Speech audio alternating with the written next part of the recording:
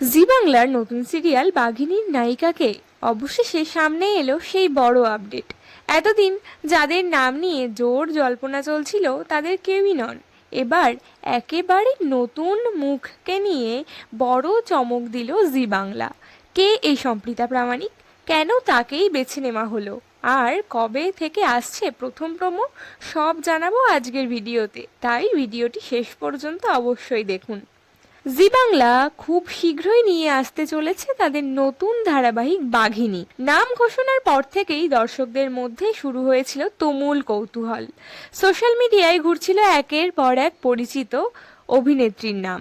অনেকেই মনে করেছিলেন জনপ্রিয় অভিনেত্রী অঙ্কিতা মল্লিকই হয়তো এই ধারাবাহিকের মুখ্য চরিত্রে ফিরছেন, কিন্তু শেষ পর্যন্ত সেই সব জল্পনায় ইতি পড়ল। সূত্রের খবর, বাঘিনী চরিত্রে অভিনয় করতে চলেছেন নবাগতা সম্প্রীতা প্রামাণিক। তিনি মূলত একজন নৃত্যশিল্পী ও মডেল। অভিনয় জগতে এটাই তার প্রথম বড় সুযোগ। অর্থাৎ জি বাংলার এই নতুন মেগা সিরিয়ালের হাত ধরেই টেলিভিশনে অভিষেক হতে চলেছে সম্প্রীতার। ইতিমধ্যেই ধারাবাহিকের প্রথম প্রোমো শুটিং শেষ হয়েছে। প্রযোজক সুশান্ত দাস তার টেন্ট সিনেমা প্রযোজনা সংস্থার ব্যানারে তৈরি করছেন এই নতুন মেগা বাঘিনীর গল্প। একেবারে অন্য ধারার। সুন্দরবনে কঠিন বাস্তবতার মধ্যে এক সাহসী মায়ের জীবন সংগ্রামকে কেন্দ্র করেই এগোবে এই কাহিনী।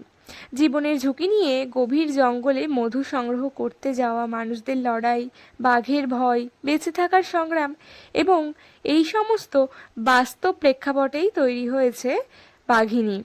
সদ্যজাত সন্তানকে বুকে নিয়ে এক মায়ের অদম্য সাহসী হবে এই ধারাবাহিকের মূল আকর্ষণ। যদিও নায়িকা চূড়ান্ত, এখনো পর্যন্ত নায়কের নাম প্রকাশ করা হয়নি, ফলে সেই চমক এখনো বাকি। প্রযোজক সুশান্ত দাস বরাবরই নতুন মুখকে সুযোগ করে দেওয়ার জন্য পরিচিত। তার প্রযোজনায় বহু নতুন শিল্পী পরবর্তীকালে দর্শকদের মন জয় করেছেন। এবার সেই তালিকায় সম্প্রীতা প্রামাণিকের নাম যোগ করা হয় কিনা সেটাই এখন দেখার। খুব শীঘ্রই জি বাংলার পর্দায় প্রকাশ পাবে বাঘিনীর প্রথম প্রোমো। আপনাদের কি মনে হয়, নতুন মুখ সম্প্রীতা প্রামাণিক কি বাঘিনীর চরিত্রে দর্শকদের মন জয় করে নিতে পারবেন? কমেন্টে অবশ্যই আপনার মতামত জানান। ভিডিওটি ভালো লাগলে লাইক করুন, শেয়ার করুন এবং বাংলা টেলিভিশনের সব এক্সক্লুসিভ আপডেট সবার আগে পেতে আমাদের চ্যানেলটি সাবস্ক্রাইব করে পাশে থাকা বেল আইকনটি চাপতে ভুলবেন না।